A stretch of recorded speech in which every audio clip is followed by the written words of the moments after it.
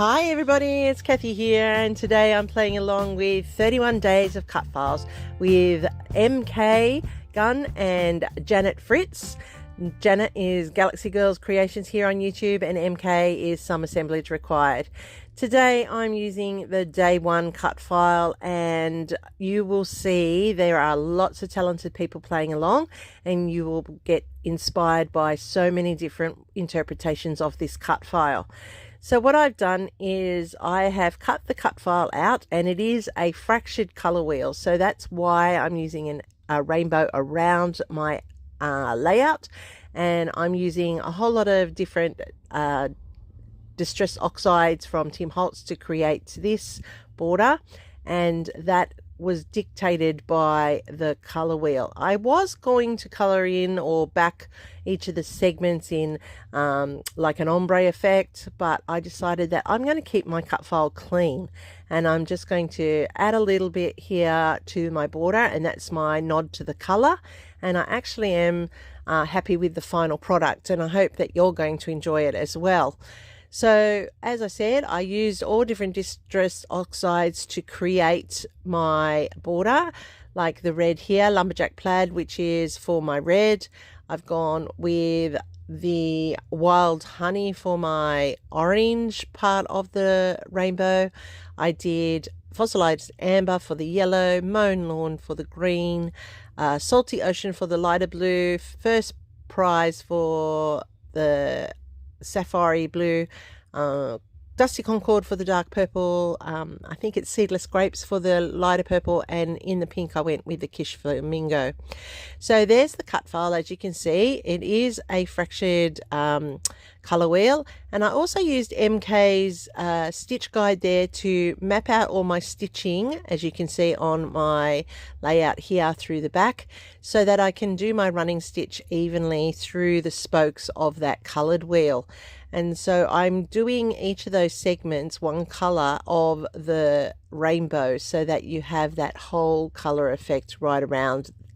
And that's how I brought the color into this cut file that is of the fractured color wheel. And I really do like the cleanness of the white and keeping it with the white.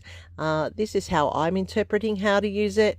But as I said, there will be a playlist link down below with all the other people playing along. Plus MK will have it up on her Facebook page, and you can go and check out all the players there. So I have this chipboard title, which I have from Scrapbook Fantasies, and I'm going to just use my spritz here to create my title. And that one was, as I said, the flamingo quiche, and this one is weathered wood.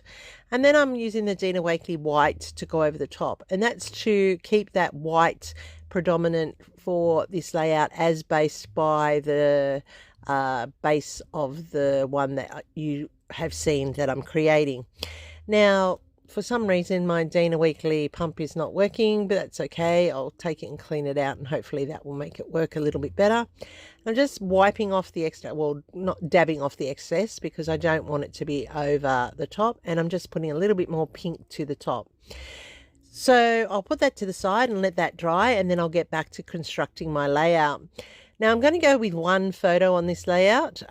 This photo is of my daughter when she was 15. She's now 27, so it's quite a while ago. About time it got scrapbooked, but it's a photo with my dad in it, and sadly my dad passed 2 years ago, and it's still a bit raw, and scrapping photos of him, you know, that's a little bit tough at times. So but it's time to get this one into the album, and so I've just thought this was the perfect layout for it, because my dad loved bright colors. We used to call him a bit of a peacock, and so this is why this layout is perfect for this photo. So I'm popping the photo up on some foam tape. You saw that I've layered it up with some excess colors in the background, just bringing that color wheel theme across the whole layout. Using my 1/2 inch punch, I have cut out circles, you can see here, and they're from all different scraps, but they're the colors of the rainbow, and I'm putting them around the layout in opposite places to the color that they are, so that they stand out and add that little bit of point of interest to the layout. I like how these are just simple little embellishment that brings so much to the layout. And I am putting them down flat. I don't want those ones to pop. I just want them to blend in with that color wheel effect. Tuck in a little pink one in underneath that photo there, and that's continuing that whole overall effect of the color wheel of circles going round and round. Now I'm going to put down my title, which is a chipboard title, and I do love that I went with this color. I wanted it to blend in. At first I was thinking I would do it a solid color, like a deep blue or maybe a black, but I'm glad I've gone with this mottled look, and it's in the more subtle shades of the pinks on that side of the layout, which works really well. It also picks up the colors in the back wall of that photo if you look closely, and it looks just amazing. It really actually balances the layout. Now I have these 3 fussy cut little butterflies, and I'm just auditioning where they're going to sit on the layout. Now I do like it over there, and I don't know why I moved it and didn't remember to put it back on the other side of that little gingham checked circle, but it's okay where it is down at the bottom of the photo. And that's setting up one visual triangle that draws your eye around that title. And so I have popped those up off the background, and then I'm going to actually add in some ink splatters, and so I'll cover up my photo here so I don't get any on my photo. And I'm using that flamingo color, and I'm going to just splatter it in 3 spots, and that will send up a visual triangle. So what I'm doing off screen right now that you can't see is that I was opening up this bottle further because it's the first time I've used it, and it still had its, you know, sealed wrapper around it. So I was just undoing that so I could actually splatter. So I've done the top left and right and the bottom left corner, and that sets up a subtle visual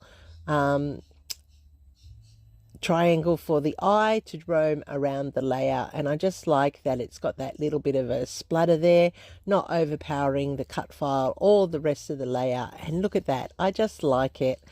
I'm partial to it, I must admit. I think it turned out better than I thought it was going to turn out. I do love that fractured color wheel cut file, and I am sure I will use it again on another layout. The best thing about these cut files from Janet and MK are that you can resize them to any size you like. I did keep this one as a full size one. I'm probably going to recut it as a small one as well somewhere down the track, maybe multiple small ones on a layout. You're only limited by your creativity. As I said, there will be thousands of people that will take this and run with it. There will also be lots of people on the list, so please go and check them out and leave it some love. I can't wait to watch what everybody else has done to get ideas. I'm always inspired by other creators, and I know that we can all learn from each other. So hopefully I've earned a thumbs up from you today. Check out that full playlist link down below, and all the details for MK and her shop where you can get these color files. As I said, I bought the digital pack. I like the digital pack. I can download it and use it anytime I like. Thank you once again for watching. It has been fun. Happy scrapping till next time, and here's my next video recommendation for you. I'll catch you over there real soon.